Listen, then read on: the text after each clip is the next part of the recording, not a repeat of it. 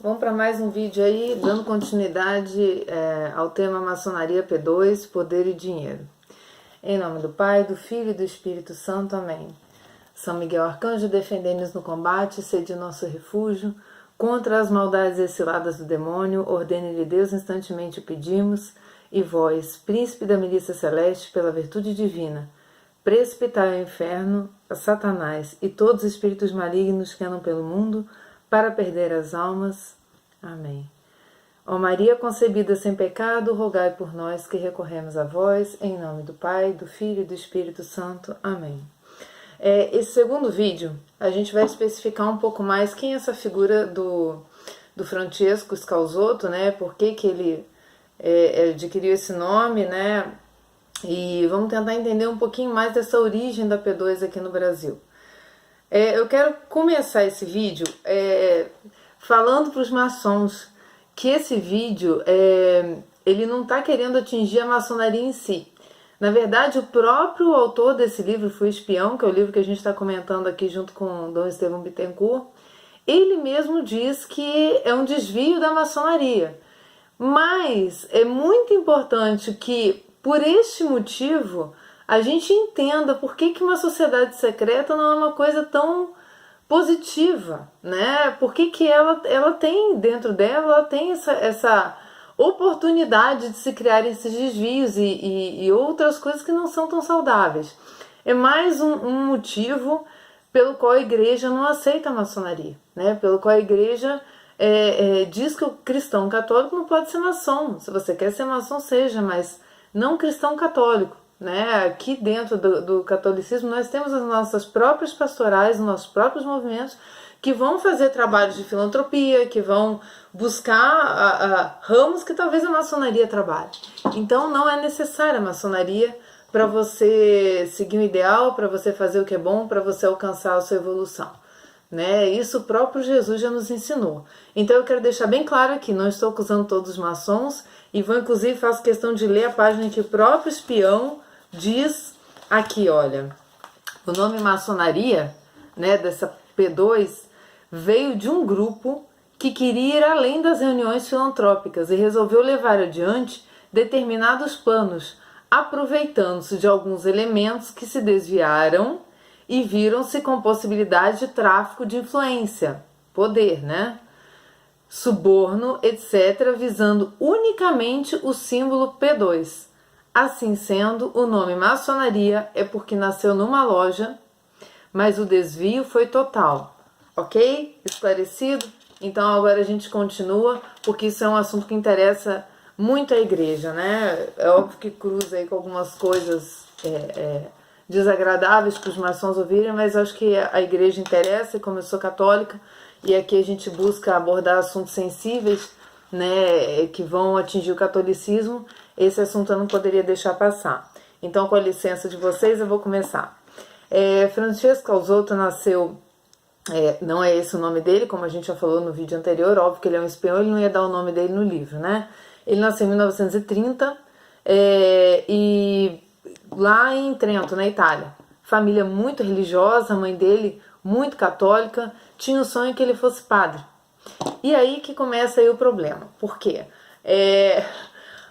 Uma coisa é você querer que o seu filho seja padre, isso é ótimo. Outra coisa é você tomar atitudes e decisões no lugar do seu filho. Então, aos 13 anos, ela mandou ele para um seminário. Obrigado, ele não queria ir. E ele ficou estudando 3 anos. E nesse seminário, em que ele conheceu o padre Scalzotto, que era mais ou menos quem tomava conta dele lá, que daí que ele pegou o nome, porque eu acho que ele odiou tanto depois da P2, que até o nome do padre ele pegou para ele. O nome do padre que fez ele odiar ainda, entre aspas, ainda mais a igreja, que ele já não era muito confortável com as coisas da igreja. Ele sempre foi um cara contestador. Ele vai dizer aqui no livro que ele era um cara com espírito aventureiro, não gostava de muitas regras, né, e gostava de viver uma vida de emoção, queria ser correspondente de guerra. Então, assim, não tinha nada a ver com sacerdócio, muito menos a vocação para a religião, né, o dom da fé. Ele não buscou isso como, vamos dizer, como um dom que a família dele passou para ele, né? Ele, na verdade, a mãe dele forçou muito a barra, foi muito até radical, que é um perigo, né? Que quando a gente tem muita fé, a gente tem essa fé, mas outras pessoas ainda não alcançaram, então a gente não pode impor isso para elas. Isso aconteceu com o Francesco, né? E o pai queria que ele fosse médico. O pai não queria que ele fosse sacerdote.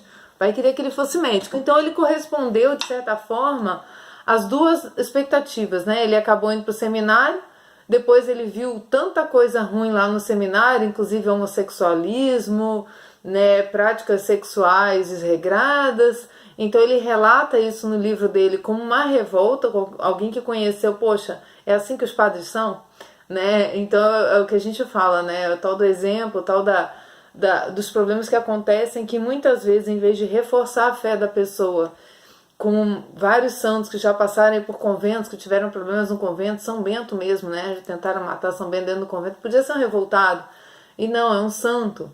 Então aí também vale essa visão que a gente tem dos problemas, né? Uns reagem com a revolta, outros reagem com a conversão, né? Buscando ser luz naquele meio. E não foi o caso do Francesco, ele saiu realmente revoltado, querendo, entre aspas, ferrar com a igreja. Então aí já começa a ver a origem do problema. Então quando o Neymar sai do seminário, ele vai para estudar medicina. Então, quando ele vai estudar medicina, para agradar o pai dele, né, forçando muito a barra dele, ele conhece um rapaz que trabalha na P2, que depois de uma festa lá, essas festinhas, né, bem descoladinhas, ele conhece um cara esse cara tava bebendo muito e começa a soltar umas coisas para ele que começa a interessar. Por quê? Porque é questão de espionagem, é toda a emoção que ele queria. Então eu vou ler aqui alguns trechos, primeiro ele dizendo a introdução, por que ele começou a escrever esse livro, né?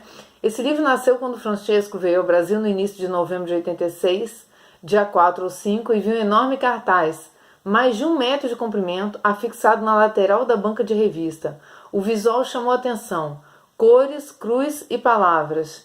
Leia em Veja, um espião na igreja. Levou um susto e achou que haviam detectado alguém da maçonaria P2. Ele falou, opa, esse aqui no Brasil, né, que ele sabe que isso veio se instalar no Brasil, ele correu desesperado atrás de uma edição e não conseguiu.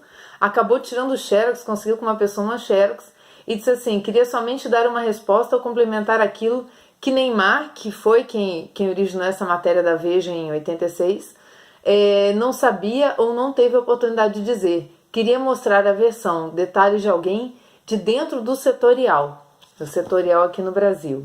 E aí, eu acho interessante ler esse trechinho aqui da página 15, em que ele diz assim, vou perder algum tempo escrevendo isso, e depois retornarei ao meu sofá, ao meu vinho, ao meu vídeo, à minha mulher e a P2 que continue definitivamente sem mim.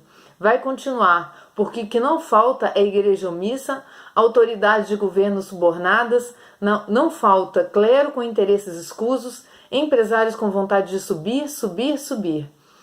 Infelizmente, nunca faltarão rapazes imaturos para serem iniciados, aventureiros ou decepcionados com a podridão do mundo e que resolvem jogar nesse lado da P2, que quer dizer poder e dinheiro. Quem não gosta de poder e dinheiro? Eu ganhei muito dinheiro, chefiei, tive poder sem autonomia. Fui espião mesmo, de até vestir batina e chegar na comitiva do núncio apostólico Dom Carmine Rocco. Poder real de fazer o que bem entendia não tive. Ao contrário, nos últimos 16 anos, sentia-me até oprimido pelo chefe do setorial, que é um coronel, que o codinome que ele dá ao coronel é Cuoco, e ele tem um ódio mortal desse homem. Mas o dinheiro entrava e fui aguardando o momento propício para viver esta vida que quero, quer dizer, a liberdade, né? Que no final toda a aventura dele não valeu a pena, porque ele acabou indo buscar justamente o que ele tinha perdido com essa aventura, que era a liberdade dele. Então, aqui tem um trecho muito interessante na página 23, em que ele diz assim, resumindo a história desse Francesco, ele mesmo falando que não é Francesco, deste Scalzotto que não é Scalzotto, fui muito dependente do velho, pai dele, né? Depois que ele herdou um comércio e desenvolveu com uma categoria que impressionou até nossa mãe, a coisa piorou. Acomodei-me em fazer o que mandassem, contanto que me sustentassem. Só de vez em quando vinha a chama da aventura. Minha mãe faleceu sem ter nenhum filho padre, porém meu pai venceu, em parte. Formei-me em medicina num milagre que minha tia dizia: é milagre de São Genaro, milagre de São Genaro. Colava tudo que tinha direito e ganhava os pontos mais difíceis nas amizades com os professores. Olha a distorção de caráter, né, para conseguir sempre o que quer. A primeira loucura que meu cérebro computador deve ter anotado foi o roubo de uma prova que eu fiz e refiz, copiando de um colega. Então, daí ele vai descrevendo as aventuras dele, né? E que nessa amizade que ele teve, né? Detalhe interessante do Vaticano, do Pontificado do Pio XII, de rolo entre uma nova máfia e a igreja, né? Começamos uma amizade muito grande e num dia de embriaguez ele começou a contar detalhes desse rolo.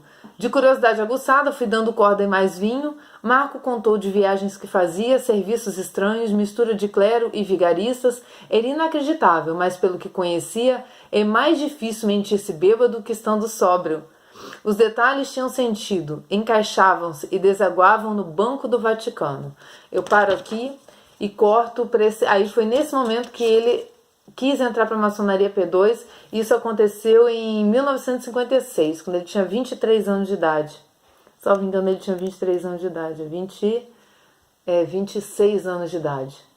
Nossa amizade foi no crescente, ele desabafava seus problemas e eu os meus. Queria um trabalho que me levasse a viajar e não ter que ficar atrás de uma mesa assinando papéis. A maçonaria P2 estava embrionária no serviço que passamos a fazer. A forma europeia de aliciamento nada tem a ver com a forma da América do Sul. Inclusive por aqui, só se entra através de empresários que já estão amarrados na troca de favores, tráfico de influência, etc. Inclusive, por lá era mais do jeito italiano, por isso muito sangue fervia até chegar em escândalos, violências e mortes. Foi o que a gente falou no vídeo passado, aquelas matérias que eu achei no Wikipedia, né? O aprendizado europeu levou uma adaptação ao estilo sul-americano, que é o estilo malandro. Aí ele vai dizer, né, que aqui é muito mais fácil de desenvolver esse tipo de coisa. Bom, aí eu vou pular aqui para uma breve descrição que ele faz. Ele diz assim: a maçonaria P2, na página 29, é uma organização com departamentos quase autônomos, que na América do Sul denominaram secretaria. Existem pessoas ligadas à política, às forças armadas, aos meios de comunicação, à igreja, etc. Cada grupo de trabalho localizado chama-se secretaria e cada uma tem um objetivo. A maioria não se conhece entre si. Somente a cúpula de cada secretaria, porque vez ou outra trocam favores devido a áreas que estão trabalhando. Acontece perfeitamente de um agente receber um favor de alguém sem saber que esse alguém foi determinado a facilitar tal serviço. Nenhum braço da P2, isto é, nenhuma secretaria da organização é deficitária. Isso porque na América do Sul bolaram uma forma de achaque diferente. Há uma reciprocidade, troca de favores e que obriga as partes a se calarem. Isso amarra uns aos outros e mesmo quando alguém não precisa mais da P2 ou vice-versa, o silêncio permanece.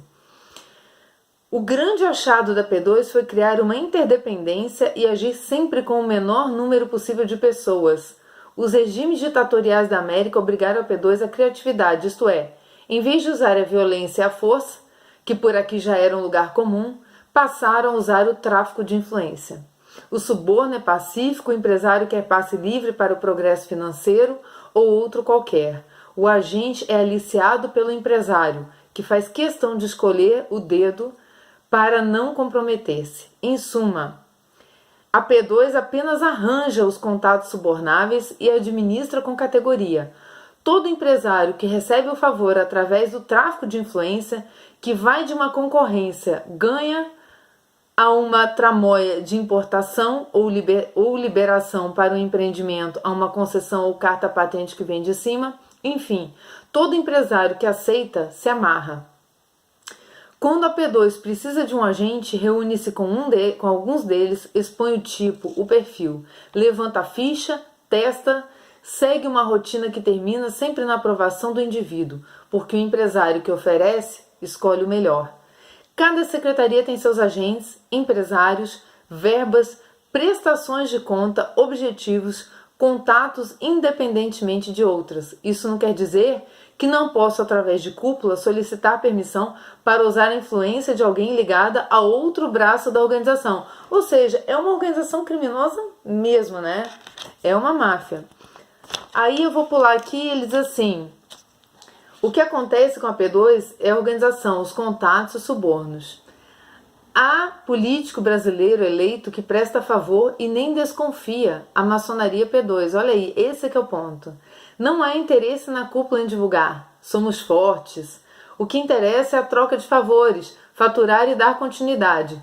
Devido a todos os erros cometidos na Europa, aqui na América tudo se encaminhou dentro de uma realidade sem o sangue fervendo de um tipo de máfia que parte da violência para o objetivo. Aqui se tem o objetivo e a violência somente em último caso. E a violência deles, normalmente, é mandar tacar fogo em algum lugar. Esses incêndios, essas coisas que acontecem assim do nada, normalmente o que ele aqui explica no livro é um ato de desobediência à maçonaria que esse meio é usado como vingança, né?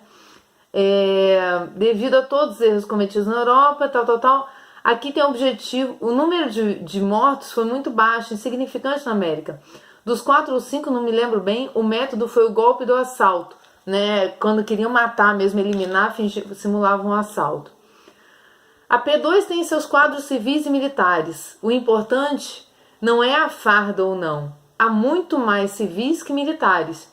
Dentre os civis se encontram pessoas que aparentemente se dedicam só ao campo da engenharia, da advocacia, do ensino, da comunicação, etc. O principal é a eficiência. Na minha lealdade, como dizia, o importante é a eficiência. O coronel, isto é, o Dr. Cuoco, é um homem que foi escolhido com pleno acerto para a secretaria que trataria da questão igreja. Bom, aí que vem a ligação dele com a igreja. Ele foi para um setorial que era coordenado por esse coronel e que tratou desse IMP, né, dessa operação IMP, né, que é a implosão. A secretaria poderia usar 10, 20, 30 pessoas fazendo o mesmo trabalho. No entanto, usou apenas 4, os quais o próprio Neymar não conhecia, nenhum dos 3. Então ele está dizendo aqui que o trabalho do Neymar de Barros, né, era um trabalho diferente do dele, que ele conhecia muito mais gente. Conhecer para quê, dizia o Dr. Cuoco? Para tomar chopp na esquina e ver quem sabe mais? Além disso, o Dr. Cuoco, a partir da conversão do Neymar, passou a não confiar como no início, pois ele quis sair de repente. Como objetivo, o plano em si estava em cima de alguém que alcançasse popularidade, o Neymar foi aquele que mais sobressaiu. Sendo assim, ele teria que permanecer, nem que fosse sob ameaça, vivendo tensões. Assim se fez, e é evidente que se Neymar não tivesse tido prudência de esperar o momento certo, seria morto como um elemento assaltado. A polícia, louca para arquivar, encerraria o caso e pronto. Mais um queria sem deixar pistas do subterrâneo deste tipo de máfia. O caso Neymar cai bem em cima da explicação que eu queria dar. O contato dele era somente comigo e com o Dr. Cuoco. Para quem mais, né? Não havia necessidade. Os outros 3 traziam complementos. Às vezes, Dr. Cuoco mandava checar as informações do Neymar. Foi aí que começou a ficar inquieto, porque percebeu que ele passou a não se aprofundar naquilo que era pedido. Ou seja, a vontade do Neymar de Barros de sair da P2 já era tão grande que ele averiguava as informações e não passava.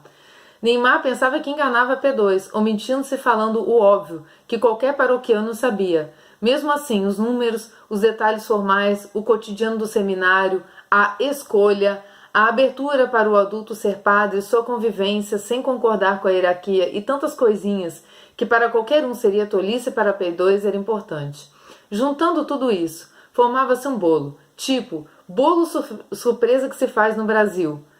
Aquele que se põe moeda dentro e que sem receber a fatia vai entrar no ano ganhando dinheiro. O bolo de pequenas informações levava a um objetivo que nenhum dos 4 sabia.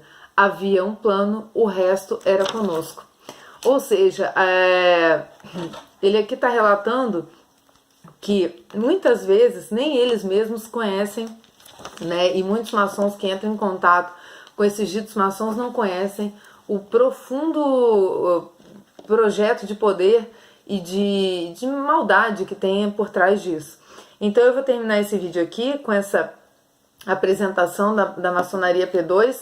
E só para amarrar bem, né, dentro dessa maçonaria existiam essas três classes, três tipos de militantes: os informantes, subordinados que em muitos casos nem sequer sabem que estão prestando informações a P2, os agentes, que colhem informações pagas ou gratuitas, forçadas ou espontâneas, e as entregam aos membros de um escalão superior, chamados contatos, né? E esses contatos é que levam a cúpula da sociedade. O agente qualificado, que ele chama de AGQ, passa diretamente à cúpula, ou seja, sem intermediário, ele fala diretamente com a cúpula. E os espiões, que é o caso do Francisco aqui, que são elementos de máxima confiança dos chefes, desempenham serviços de alto risco, preparam-se com afinco para ter sucesso nos empreendimentos que lhes são impostos. Porém, podem ser poliglotas versáteis, como também arrombadores, atiradores. Embora a maçonaria P2 não se tenha... bom, aí ele vai... Dom Estevam aqui no livro dele, ele diz, né? Não se tem aí uma loja maçônica como os do Grande Oriente e outras clássicas, tá? Mais uma vez reforçando. A maçonaria, no caso, indica apenas a sociedade secreta, independente, porém, da maçonaria propriamente dita. Tá? Então, depois a gente continuando com esse tema aqui, como a maçonaria P2 agiu de fato aqui no nosso país, tá?